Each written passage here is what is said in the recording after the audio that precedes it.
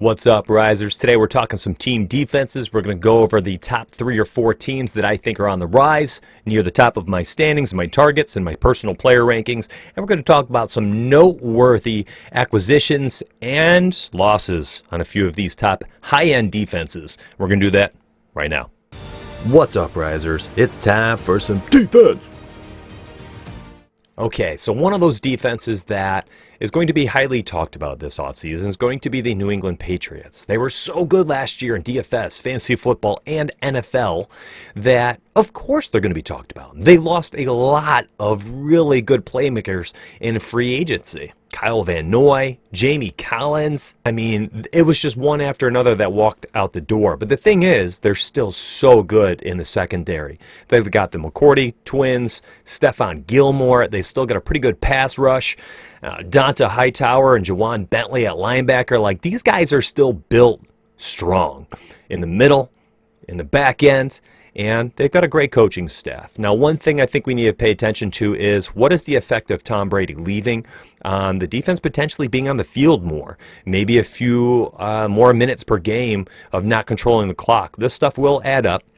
And while I think people are moving the Patriots down in their rankings, they're not rising for me per se, but they're still a top 5 defense, and I've seen them outside the top 5 on several sites and doing some of the research, following some other people that I follow, and I think it's just overblown. The Patriots still are in a really good division. You know, I'm a huge Buffalo Bills fan, but I'm not naive. They're still a good team to target with opposing defenses in DFS and fantasy football. You can have them against the Jets and the Dolphins for 4 other games. I mean, we're talking 6 games, locked in 6 games out of your regular season there, where you're getting the Patriots against average to subpar offenses, you know, I guess for fantasy purposes. So don't buy into the Patriots are going to fall off the cliff and they're not going to be a good defense.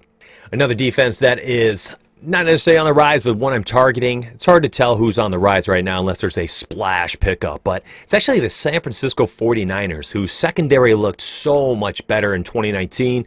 In that second half of the season, they were fantastic.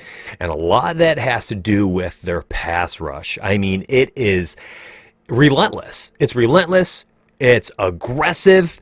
And they're so efficient. They do such a good job rotating their front 7 and keeping them fresh. And they lost somebody, DeForest Buckner, and he is a great defender.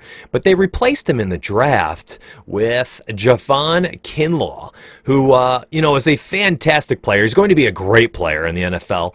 Another type splash player like Buckner. And the thing here is that, while you don't get that Buckner level production right away, there is plenty of that play-by-play upside, if that makes sense. And 49ers are so complete and they're so deep. They might have the deepest defense in the NFL where they lose a player and it doesn't affect their entire defense the way other teams might. Like if the Patriots lose Donta Hightower, we've seen them in the past go from like 3.7 yards per carry to giving up over 5 yards per carry when he's out of the lineup. If that happens to the 49ers, it's not like all of a sudden they're going to get torched in the secondary if they lose somebody. They're just so deep. They have so many rotational players and a lot of role players who are just very, very good. It's not a star-driven defense. It's just a bunch of really good players. So the 49ers, they're going to stay up there at the top for me as well. The Baltimore Ravens are another fantastic defense, and they ended up grabbing Patrick Queen in the draft, who was supposed to be one of the best pass coverage linebackers coming out of the draft. So he's a great pickup. They grabbed Calais Campbell and Derek Wolfe to play up front. The Ravens are going to be playing with a lead often, and those teams when they're playing with a lead, and especially with that offense who's scoring so many points all the time, they're going to be able to pin their ears back, rush the passer, which causes turnovers, racks up sacks, forces fumbles, the strip sack, fumble recovery, run it for a touchdown. All those splash plays, those are usually because a defense is up by 20 points and they can pin their ears back and rush the passer. And we know players like Baker Mayfield will crumble under that pressure if they don't have enough time to get get the ball out of their hands. That offensive line in Cleveland is ruthless. They're terrible. They're trying to make it better. They've continued to add role players and weapons around him, but if he didn't have time to get the ball out, the Ravens have 2 games right there in their own division where they're going to smash. And I think the Steelers are going to struggle on offense a little bit more this year as well. I think they luck-boxed their way into a 9-7 record last year. I mean, this just division is another division where the Ravens are so much better than the rest of the teams there, and they have so much more talent at the right positions. And the Ravens are likely going to be a top 3 pick in every single fantasy draft, and I completely agree with that. I mean, I'm not going to be one of those guys that says, don't touch the Ravens, they're way overvalued. They're a great defense. They're going to make a lot of splash plays. They're going to be playing with a lead very often. Imagine if the Chiefs had a great defense, right? If the Chiefs had a great defense, they would be a top 3 defense as well, just because of the point differential that the Chiefs usually will be playing with. When the teams are up 20, 24, 28 points during a game, that makes the defense so much better for fantasy purposes.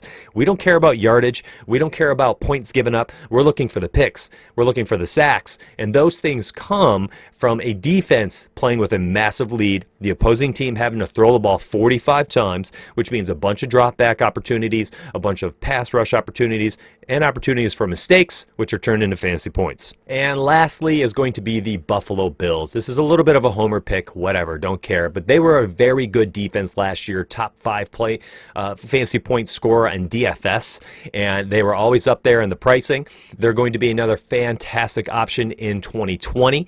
They added Josh Norman in the secondary. Some say that's a terrible pick. He looked toast last year. Potentially, I don't care. They still have Tre'Davious White. The guy is a lockdown cornerback, one of the rising stars in the NFL.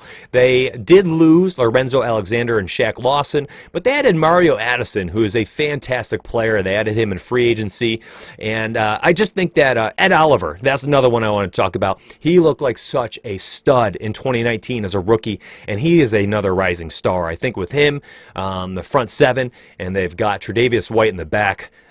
This defense is on the rise, man. They get 4 games against the Dolphins and the Jets, which is always solid for fantasy production. And who knows how effective or how efficient the Patriots will be with Stidham there at quarterback. Gosh, this is like the greatest year to be a Buffalo Bills fan. I'm so excited. So who knows? Who knows what the Patriots will be offensively? And I'm excited. Bills are a rising defense. The division took what looks to be another step backwards, and the Bills went forwards. Take the over on the 9 wins Vegas has out there right now, baby. Let's go, Buffalo. Bills Mafia. All right, so this was the final episode in the risers for quarterback, running back, wide receiver, tight end, kicker, and team defense. Next week, we're going to look at some of the fallers. We're going to look at some of the people in my rankings, teams in my rankings that are falling. I will also be starting to show some sneak peeks on some of my content. I actually have a projection sheet all set up. This thing is for season-long projection. There are nearly 20 tabs of information, lots of rankings, cheat sheets, an entire data center for every single position, talking about targets, catch rates. I've got red zone statistics, all of this stuff. It's all for you. You have to hit that subscribe button, stay tuned, and be in tune so that you can get all this information that I'm going to be dropping. Thank you very much for your time today, and I hope to catch you in Discord. Peace out.